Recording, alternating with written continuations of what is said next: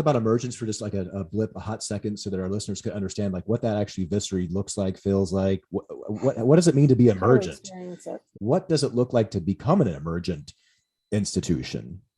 Emergence is what I was describing earlier when I was describing yin-yang thinking and the recombinant DNA theory of innovation, right? It's sort of saying that the strict definition is something like there are properties at the level of whole that don't exist at the level of part. So one way to think about it is more of a thing is not just quantity to a certain point, it's a change in quality, right? So big data is not just a lot of data, right?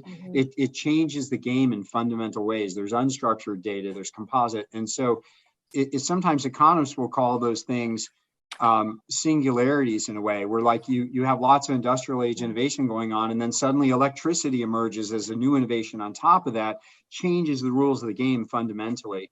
But emergence is literally just the idea that new properties emerge out of the interactions. It's not planned top down, it's not controlled, it's emergent. And this, by the way, is where Vince's work is so brilliant, because in a world that's really disruptive, you can't build a strategy. You can't predict the future that clearly, so it's hard to build a really clear strategy, but you can build a culture that will be resilient, right? You can't have a purpose that can withstand multiple disruptions. Coming from an established system ourselves, right? Like a religion or a government or whatever. There's a lot of comfort in that, you know? Sure. And so what's the incentive, you know, to emerge? Why would I leave my comfort behind, leave a system that I know so well, that provides me so much comfort and certainty, and then jump into this, like, you know, hippy dippy thing that's like, oh, emergence, what is that? And how do I, like, what do I live in the present or live in the now, or, you know? But again, emergence is what's been happening since the beginning, right? That's what living systems do. The universe is alive, you would argue, because entropy, it should be running down, but it's winding up, right? It keeps growing in complexity. And so we see emergent life forms that are more and more complex all the way up to humans. Having said that, though, in the spirit of what you're saying, and I agree with what you're saying, if I've been living in a plan and control environment, I've been living by these very clear rules that tell me exactly what to do, and the old playbook no longer works, now I have to peer into emergence, right? I have to say, what is emerging? And your question, which is an excellent one, why would I do that? Well, it turns out for most of history, we haven't, and we don't tend to. And I say we, I don't mean just us as a species, I mean animals as well. So I like to tell a story. When I worked at Dell in 2005, Dell was on the cover of Fortune as the world's most admired company. And it was the case that they were right about to topple from most admired company, you know, anywhere, to not even on the list of most admired companies in the industry, just right off the list. And they were about to topple off because the way that they thought about the world and the long tried and true Dell model was losing steam, like to your point about the playbook, right? The established thing, the Dell playbook, the direct model, was losing steam, and they kept doubling down on the old game. And that's human nature, to double down on the old game. And several years later, Kevin Rollins was shown the door, but Michael Dell said in an interview, asked what happened at Dell, he said the Dell model became a religion. You weren't allowed to question the model. And of course, the world outside had changed, and we needed to change in some fundamental ways.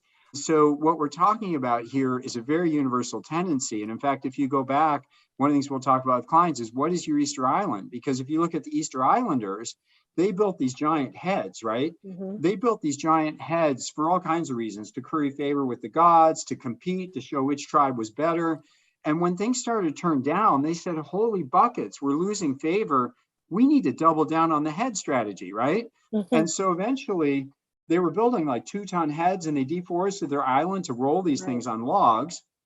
I'm sure somewhere along the way, there must have been a guy who said, hey, do you guys think this head strategy is the best thing to be doubling down on? Right. Is that really going to end the way we think it will? Right. They did not know about hedging their bets, did they? They were like, all in, all or nothing, you know? With that kind of resources, you have to kind of be certain what you're doing is the right thing with that kind of, right? Like, very heavy, it's all that energy that goes into that one thing. I mean, you better be sure it's going to work and it's going to pay off. The fact that we evolve our tools and our usage of them is unique about us, But we all fall into like learned helplessness too, right? Where you keep a fly in the lid of the jar, and after you let it out, or you keep the dog on one side and you electrocute the other side of the cage. After a while, they'll never go over there again. Pavlov. Yeah, it is. I hear some Pavlov in there. Yeah. Yeah. So just really importantly, tying that back to our unprecedented opportunity, right? Partly what we're saying is we have to transform, and we get the opportunity to transform. So we can step out. The ceiling on what was possible is so rapidly being redefined. We need to address that Nike challenge. How can we step in to be big enough, equal to the opportunities in front of us? It's sort of like, as you were talking, I was thinking of this principle. I guess it's kind of like Heisenberg's principle, that you can say kind of with a surety what direction the entire human race is going to go, or a group of people are going to go, but you can't determine exactly what one person's going to do. There's always the independence of choice and thought for one person, which even goes back to what you were sharing from your own personal life, when you decided hope is a choice. I have to make this decision so that I can move forward. And then you kind of created your own new system right then and there, like new relationships, new relationships with your family and your kids, and you created that because of the hope that you had down at the core. So going into like new networks and creating new networks, designing good networks, I just want to share this definition of consilience, because I read a lot. I mean, I think I'm like a reasonably intelligent person, but I don't really know what consilience is. Consilience is the fusion of different domains of human experience that reveals that how we think is not how is commonly believed. It allows us to understand ourselves and those around us in new ways. The word consilience was coined in 1840 by Dr. William Whewell, who was a professor and master at Trinity College, Cambridge. And in his terminology, consilience was the jumping together of different classes of facts, interdisciplinary facts. So what do you feel about that? Do you think that's a good working definition for how you would use it? I mentioned E.O. Wilson calling him the father of consilience because he wrote a book of that title in 98. But in fact, he traces the origin of consilient thinking back to the ancient Greek. So you could say that really consilient thinking is really was born there. Sometimes people will just take the jumping together part, which if you did would be emergence, right? Because and so it is another way of describing emergence, but it's saying with a multidisciplinary lens. Consilience is a way of thinking about actually how we move from the known to the unknown. He said, you may think of scientific method as like A/B testing, but it's not. It's far deeper and older than that. It's basically triangulation. It's that I look from this perspective, I look at what I'm seeing from this perspective, and I compare it from another perspective. And in so doing, I triangulate on what's true about the next unknown square, right? So I could look from biology towards chemistry, I could look from physics towards it, and I could validate. So if you're going to design a society, you don't have a science upon which to do it.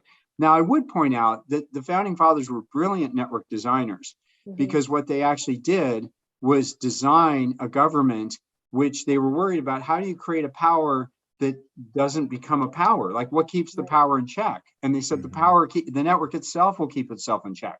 So it was brilliant network design, right? Because they divided the powers not only into three branches, but into state, local, and federal. And everyone in that matrix is both a follower and a leader. We're entering the consilient century. Because of the quantified self, we could now measure everything about the human. And in so doing, we could turn psychology and sociology into hard sciences. This is actually the opportunity for us to unite the two great ways of knowing that have never been together before, the humanities and the sciences. And I think the work that we are all on, the journey we're all on right now, is the interconnected, interdisciplinary.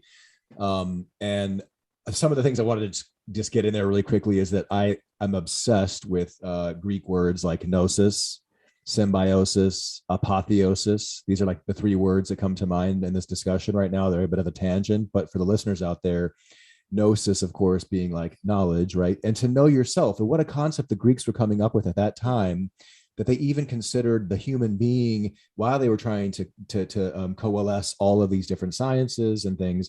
They were also trying to say, like, in order to do that, you have to understand yourself as well. You're an integral part of understanding. Like, there's a book called Biocentrism by Lanza, Dr. Robert Lanza. And he says that actually the measurements that we're all making on the world are totally contingent upon how much we know ourselves and the Right. filters that we're looking Mhm. through. Our Mhm. measurements might be skewed because we don't even know, like, it's the biology in which we're measuring in, right? So his book is fascinating, biocentrism. But then there's like a symbiosis working together, which I love.